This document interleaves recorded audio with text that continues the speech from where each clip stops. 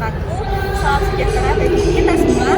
Om Swastiastu, Namo Buddhaya, salam kebajikan. Perkenalkan, kami dari kelompok 7 akan menjelaskan mengenai manajemen operasi dan kualitas. Tugas ini dibuat untuk memenuhi tugas evaluasi akhir semester mata kuliah pendidikan administrasi bisnis.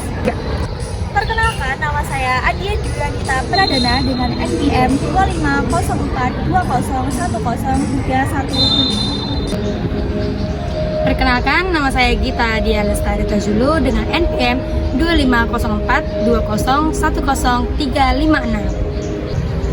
Perkenalkan, saya Naila Zara Aprilia Putri dengan NPM 250420101344.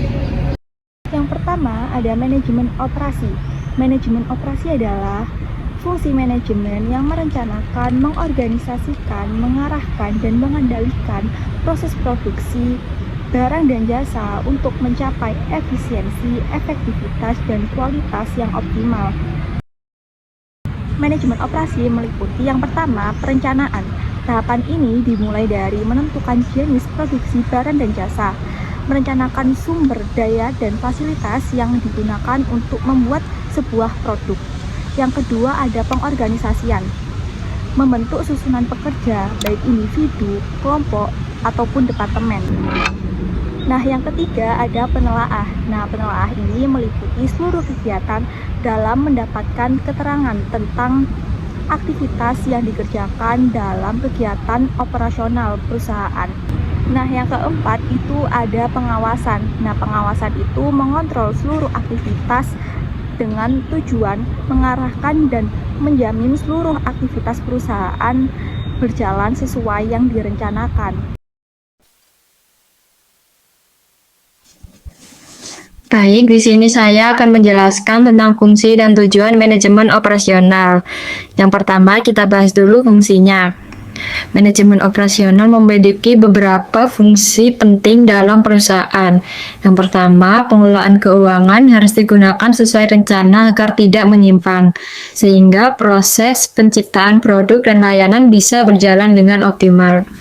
Fungsi yang kedua adalah mengatur strategi bisnis supaya perusahaan dapat mengoptimalkan seluruh sumber daya yang dimiliki, baik tenaga kerja, bahan baku, maupun teknologi. Kemudian fungsi yang ketiga mencakup perencanaan, pengorganisasian, pengarahan, dan pengendalian dari seluruh aktivitas operasional perusahaan.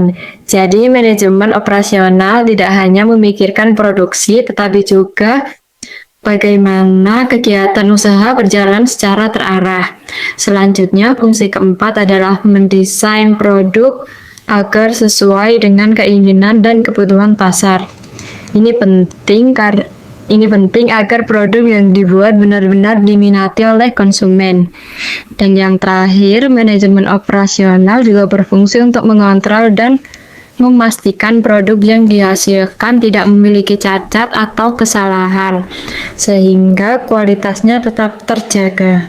Setelah itu, kita beralih ke tujuan manajemen operasional. Tujuan yang pertama adalah membantu perusahaan mencapai tujuannya, baik dari segi profit, kualitas produk, maupun kepuasan pelanggan. Setelah itu, tujuan kedua yaitu meningkatkan efisiensi perusahaan dengan manajemen operasional yang baik. Perusahaan bisa menggunakan sumber daya secara lebih hemat dan tepat sasaran. Yang ketiga, manajemen operasional juga bertujuan meningkatkan produktivitas. Artinya mampu menghasilkan lebih banyak output dengan sumber daya yang sama. Tujuan yang keempat adalah meminimalkan biaya pengeluaran, sehingga perusahaan bisa lebih kompetitif dan tidak boros dalam proses produksinya. Kemudian ada juga tujuan untuk meningkatkan kualitas perusahaan, baik dari produk maupun layanan. Dan yang terakhir, manajemen operasional berusaha mengontrol waktu produksi supaya prosesnya berjalan seefisien mungkin tanpa mengurangi kualitas. Secara keseluruhan, fungsi dan tujuan manajemen operasional ini saling berhubungan untuk memastikan perusahaan mampu bekerja secara efektif, efisien, dan tetap kompetitif di pasar-pasar. Nah, contoh perusahaan yang kami ambil dari materi ini ada dua, yaitu Zara dan McDonald. Ya, yang pertama itu Zara. Zara seperti yang kita kenal adalah dunia fashion di dunia, di mana dia itu sangat terkenal dengan di berbagai kalangan. Di mana Zara ini menggunakan sistem yang fast fashion, di mana mereka itu sangat cepat dalam bekerja untuk dunia perfashionan, di mana mereka itu sangat up to date terhadap tren fashion di dunia. Zara juga sangat cepat memproduksi barang dan mendistribusikannya untuk menjual ke seluruh dunia. Nah, yang kedua itu adalah McDonald. McDonald ini juga sangat terkenal di seluruh dunia, termasuk Indonesia.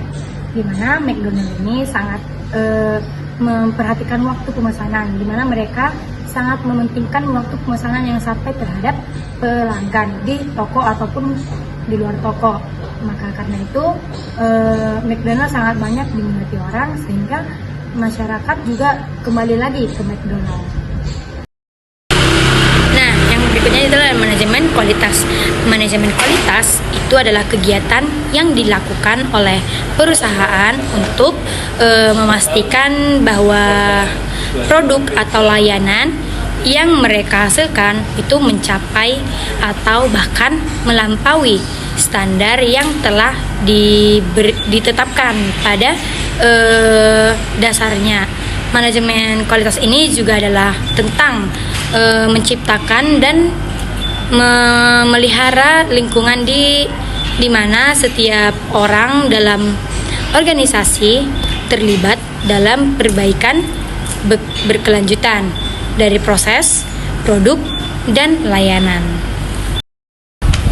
Nah, materi yang berikutnya itu ada juga prinsip manajemen kualitas, di mana prinsip manajemen kualitas ini yang pertama itu adalah fokus pada pelanggan, di mana kepuasan pelanggan ini adalah kunci keberhasilan jangka panjang dengan memahami kebutuhan pelanggan dan berusaha memenuhi mereka, yaitu pelanggan, di mana Anda juga dapat membangunnya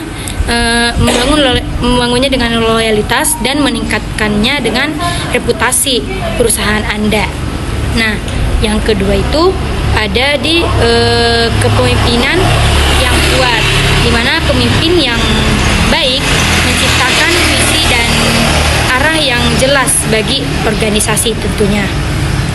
Nah, selanjutnya itu di nomor 3 itu atau poin ketiga itu adalah perbaikan berkelanjutan, di mana perbaikan berkelanjutan itu adalah dunia bisnis terus berubah, di mana di perbaikan berkelanjutan ini adalah demikian juga harapan pelanggan. Oleh karena itu, perbaikan berkelanjutan adalah prinsip penting dalam manajemen kualitas agar selalu mencari cara untuk meningkatkan proses, produk, dan layanan yang ada di dalam bisnis atau perusahaan yang sedang berjalan.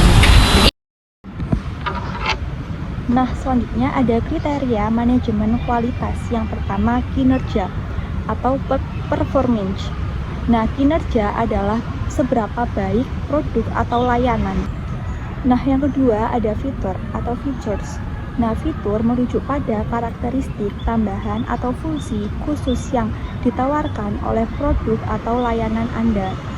Fitur-fitur ini bisa menjadi faktor pembeda yang membuat produk Anda lebih menarik bagi pelanggan dibandingkan produk pesaing. Nah, yang ketiga ada daya tahan atau durability. Produk yang tahan lama memberikan nilai lebih bagi pelanggan karena mereka tidak perlu sering-sering menggantinya. Yang keempat ada estetika atau estetik. Nah, estetika adalah aspek visual dari produk atau layanan Anda, termasuk desain, warna, dan bentuk. Meskipun estetika mungkin tampak sepele, seringkali ini adalah kesan pertama konsumen yang diperoleh pelanggan tentang produk Anda. Desain yang menarik dan fungsional dapat membuat produk Anda lebih diinginkan dan meningkatkan daya beli pasar. Sekian penjelasan dari kelompok kami. Wassalamualaikum